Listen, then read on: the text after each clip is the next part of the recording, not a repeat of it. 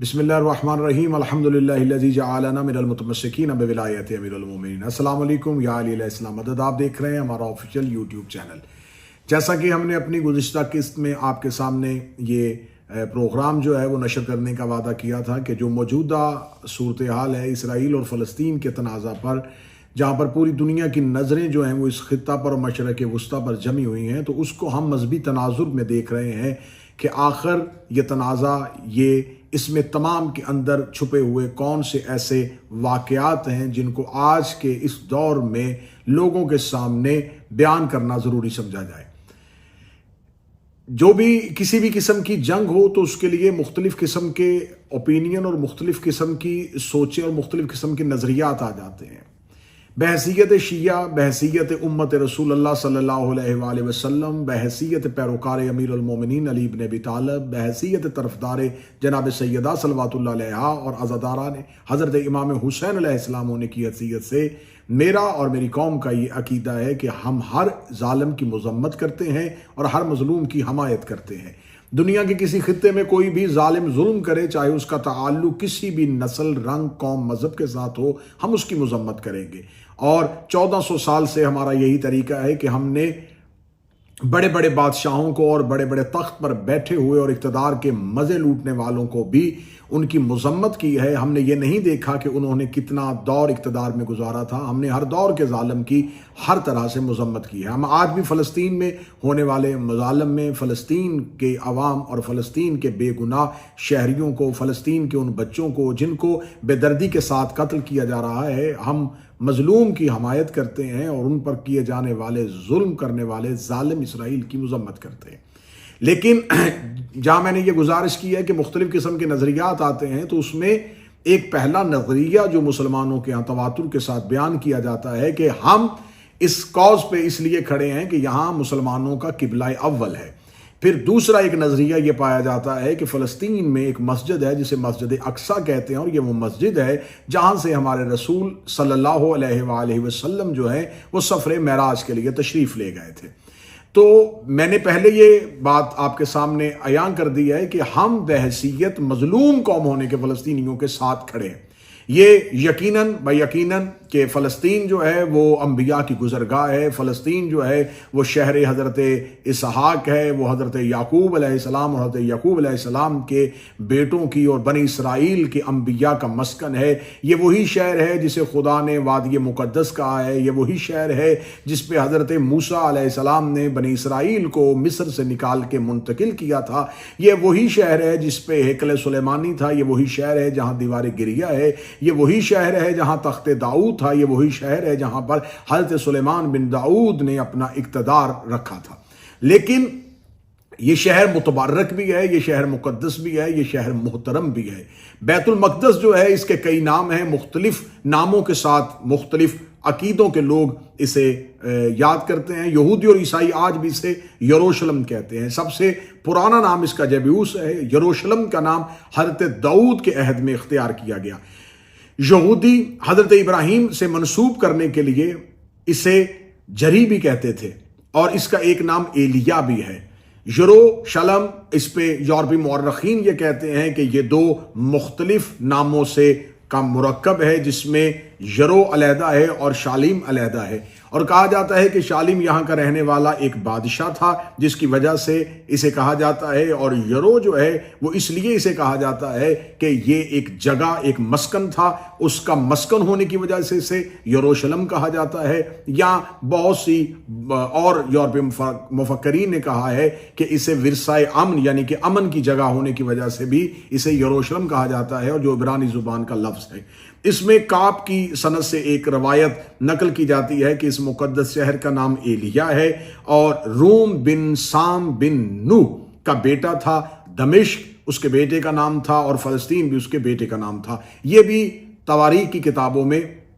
کچھ اس انداز سے بھی اس کا تذکرہ ملتا ہے۔ اب اسے بیت المقدس بھی کہا جاتا ہے اور بیت المقدس بھی کہا جاتا ہے۔ بیت المقدس جو ہے وہ اصل اس کا جو تلفظ ہے وہ بیت المقدس ہی سے کہا جائے گا، کیونکہ قدس اس کے اندر وہ حجرہ تھا جہاں پر حضرت داؤد علیہ السلام نے جب اس کو معبد کو تعمیر کیا تھا تو اس کے اندر جو حجرہ بنایا تھا اس حجرے کو قدس کہا جاتا ہے، اور اس کے بعد اسے بیت المقدس کہا گیا۔ اب بیت المقدس کہنے والوں نے وادی مقدس کی بنیاد پہ اسے بیت المقدس کہا. چلیں بیت المقدس اس کا اصل تلفظ ہے جس کے تحت اس لفظ کو بولا جا سکتا ہے. بیت المقدس مسلمانوں کا قبلہ اول. یہ پہلی بات ہے جس پہ بحث کرنی بہت ضروری ہے. مسلمانوں کا پہلا قبلہ اول ان اول بیت وضع للناس الذی ببکۃ مبارکہ. جو پہلا گھر انسانیت کی ہدایت کے لیے بنایا وہ وہی ہے جسے خدا نے مکہ والا گھر قرار دیا. خدا نے خانہ کعبہ ہی کو پہلا انسانیت کی ہدایت کا گھر قرار دیا. اور بے شک پہلا ہدایت کا گھر جو ہے جسے خدا نے کہہ دیا ہے کہ یہ اول یہ پہلا گھر ہے، تو پہلا گھر جو مسلمانوں کے لیے ہدایت کے لیے بنایا گیا وہ خانہ کعبہ ہے. ہاں بیت المقدس جو ہے کیونکہ یہ حضرت اسحاق کے بیٹے حضرت یعقوب کی نسل اور ان بنی اسرائیل کے آنے والے انبیاء کے لیے بڑی متبرک اور بڑی محترم جگہ تھی، تو لہٰذا کچھ عرصہ کے لیے کچھ ایک مخصوص مدت کے لیے رسالت مآب صلی اللہ علیہ وآلہ وسلم نے بیت المقدس کی طرف اپنا رخ کر کے نماز ادا کی تھی. اب یہاں پر میں یہ سوال پوچھنا چاہتا ہوں کہ آج تمام مسلمان اس خطے کے لیے اتنے زیادہ متشدد اور اتنے زیادہ جذباتی کیوں ہو جاتے ہیں؟ وہ اس لیے کہ وہ یہ کہتے ہیں کہ یہاں پر ہمارے رسول اکرم صلی اللہ علیہ وآلہ وسلم نے اس طرف منہ کر کے نماز پڑھی تھی. اور وہ کتنا عرصہ پڑھی تھی؟ پوری زندگی نہیں پڑھی تھی. صرف رسالت مآب نے 16 یا 17 ماہ ایک مخصوص مدت کے لیے رسالت مآب صلی اللہ علیہ وآلہ وسلم نے ایک تقاضائے مشیت پروردگار کے تحت اپنا رخ جو ہے وہ بیت المقدس کی طرف کیا تھا. اور بیت المقدس اور بیت اللہ یہ اپوزٹ ڈائریکشن میں ہے. یہ نہیں ہے کہ یہ بالکل تھوڑا ان کا سمتوں کا فاصلہ ہے، ان کی ڈائریکشن بالکل متضاد ہے کہ شمال اور جنوب کا فرق ہے بیت المقدس میں اور بیت اللہ میں. تو رسالت مآب صلی اللہ علیہ وآلہ وسلم جو ہیں وہ بیت المقدس کی طرف ایک مخصوص مدت کے لیے مشیت پروردگار کے تحت اپنا رخ کر کے نماز پڑھتے تھے. اس ایک نسبت کی وجہ سے آج مسلمان یہ کہتے ہیں کہ ہمیں وہ محترم ہے کیونکہ ہمارے رسول نے اس طرف رخ کر کے نماز پڑھی تھی.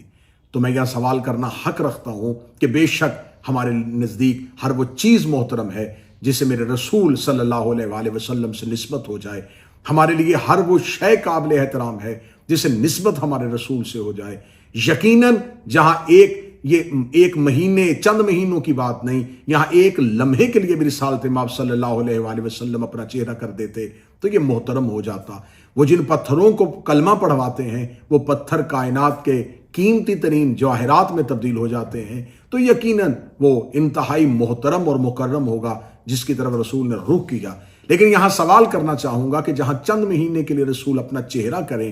وہ مسلمانوں کے لیے محترم ہے، اور جس دروازہ سیدہ پہ رسول روزانہ آیا کرتے تھے، جس دروازہ سیدہ پہ رسول روزانہ آ کے درود پڑھتے تھے اور اجازت طلب کیا کرتے تھے، یقیناً مسلمانوں کو اسے بھی محترم رکھنا چاہیے تھا. یقیناً مسلمانوں کو اس دروازے کی تعظیم کا بھی خیال رکھنا چاہیے تھا اور اس دروازے کی توہین کرنے والوں کی بھی مذمت کرنی چاہیے تھی. خیر، اب ہم آگے چلتے ہیں کہ رسالت مآب صلی اللہ علیہ وآلہ وسلم نے ایک مخصوص مدت کے لیے ادھر چہرہ کیا اور چہرہ کر کے نماز پڑھی. اور جب حالت نماز میں خداوند متعال کا یہ حکم آ گیا کہ آپ اپنے رخ کو تبدیل کر لیجئے، تو رسالت مآب صلی اللہ علیہ وآلہ وسلم نے رکوع کی حالت میں نماز پڑھتے ہوئے حالت رکوع میں دوبارہ بیت المقدس سے اپنا رخ خانہ کعبہ کی طرف کر لیا. اور امیر المومنین علی ابن ابی طالب علیہ السلام فرماتے ہیں کہ مجھے یہ شرف اور یہ عزت حاصل ہے کہ میں وہ ہوں جس نے 2 قبلوں کی طرف منہ کر کے نماز پڑھی. یعنی کہ جب رسالت مآب صلی اللہ علیہ وآلہ وسلم اپنا چہرہ پھیر رہے تھے اور 2 قبلوں کی طرف وہ نماز ادا کی جا رہی تھی، ان میں مولا امیر المومنین اپنے لیے یہ شرف اور فضیلت کا اظہار کرتے ہیں کہ میں وہ علی ہوں جس نے اس نماز میں بھی شرکت کی ہے جو رسول نے 2 قبلوں کی طرف منہ کر کے ادا کی تھی. تو پہلی چیز یہ ذہن سے نکال دینی چاہیے، یہ مسلمانوں کا قبلہ اول نہیں، یہ مسلمانوں کا ایک مخصوص لمحات مخصوص مدت کے لیے رسالت مآب صلی اللہ علیہ وآلہ وسلم نے اور ایک خاص مشیت کے تحت، اگر اس اسرار پہ بات کی جائے اور ان وجوہات پہ بات کی جائے تو بات طولانی ہو جائے گی کہ وہ کیا مخصوص نوعیت تھی جس کی بنیاد پر رسالت مآب صلی اللہ علیہ وآلہ وسلم نے کیا وجوہات تھی کہ اپنا چہرہ جو ہے وہ بیت المقدس کی طرف کیا. تو یہ مسلمانوں کا قبلہ اول نہیں، بیت المقدس احترام کی جگہ ہے، محترم کی جگہ ہے، انبیاء کا مسکن ہے، ہمارے لیے قابل احترام ہے، اس میں بہت سی انبیاء کی نشانیاں موجود ہیں۔ لیکن اب جب ہم تصاویر دیکھتے ہیں تو بیت المقدس ایک گولڈن ایک گنبد جو ہے وہ دکھایا جاتا ہے، اور یہ مسلمانوں کی اکثریت سمجھتی ہے یہ بیت المقدس، یہ بیت المقدس یا مسجد اقصی یہ کسی ایک ہی عمارت کے دو نام ہیں۔ نہیں، بیت المقدس اور ہے اور مسجد اقصی اور ہے۔ بیت المقدس جو ہے جہاں آج قبۃ الصخرہ یعنی کہ ایک چٹان کے اوپر ایک گنبد ہے، اس چٹان کے لیے بھی یہودیوں کے ہاں بھی بہت سی روایات ہیں، اور تاریخ مسلمان میں بھی بہت سی روایات ہیں کہ جب حضرت موسیٰ علیہ السلام بنی اسرائیل کو لے کے اس شہر میں داخل ہوئے تھے تو خداوند متعال نے کہا تھا کہ انہیں کہیں کہ اپنی اپنی قربانیاں اللہ کی بارگاہ میں پیش کرے، اور ایک خاص آگ آتی تھی جو ان قربانیوں کو جلاتی تھی، جس کی وجہ سے ان قربانیوں کی قبولیت کی سند ملتی تھی۔ تو جس چٹان پہ رکھ کے وہ قربانیاں رکھی جاتی تھیں، اس چٹان کی وجہ سے وہ چٹان آج بھی محترم ہوئی، اور اسی کے اوپر ایک قبا بنایا گیا، اور اسے ہی کہا گیا کہ یہی وہ جگہ تھی جہاں پر انبیاء کے مختلف دور میں مسکن رہا ہے، اور یہیں پہ حضرت داؤد نے اپنا دور گزارا، اور یہیں پہ حضرت سلیمان بن داؤد نے اپنا دور گزارا، اور یہیں پر حضرت موسیٰ اپنی توریت کو لے کے آئے تھے۔ تو آج یہودیوں کے ہاں وہ چٹان جو ہے اسے محترم سمجھا جاتا ہے، اور وہ یہ کہتے ہیں کہ اسی چٹان کے اوپر جو ہے وہ یہ بیت المقدس جو ہے وہ اسی چٹان کے اوپر جو ہے وہ تعمیر کیا گیا ہے۔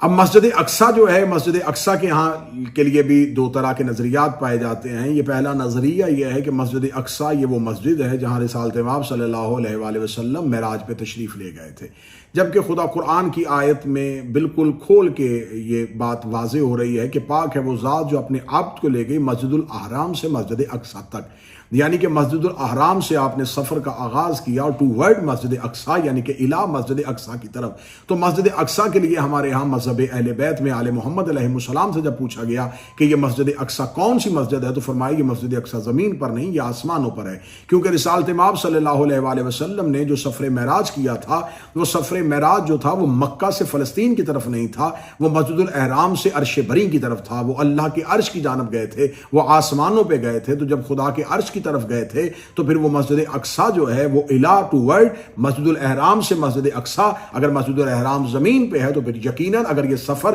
زمین سے آسمان کی طرف ہوا تھا تو پھر مسجد اقصی کا زمین پر ہونا ضروری نہیں، مسجد اقصی کا آسمان پر ہونا ضروری ہے۔ تو یہ مسجد اقصی جو ہے یہ آسمانوں پر ہے، اور امیر المومنین علی بن ابی طالب علیہ السلام میں اور اس میں مذہب اہل بیت کی مختلف احادیث کی کتابوں میں مختلف ائمہ سے یہ روایت جو ہے وہ نقل کی گئی ہے، اور ہمارے ہاں مسجد اقصی جو ہے وہ آسمانوں کی اس مسجد کو کہا جاتا ہے جہاں رسالت مآب صلی اللہ علیہ وآلہ وسلم نے 1,24,000 انبیاء کو امامت کروائی تھی اور انہیں نماز پڑھوائی تھی۔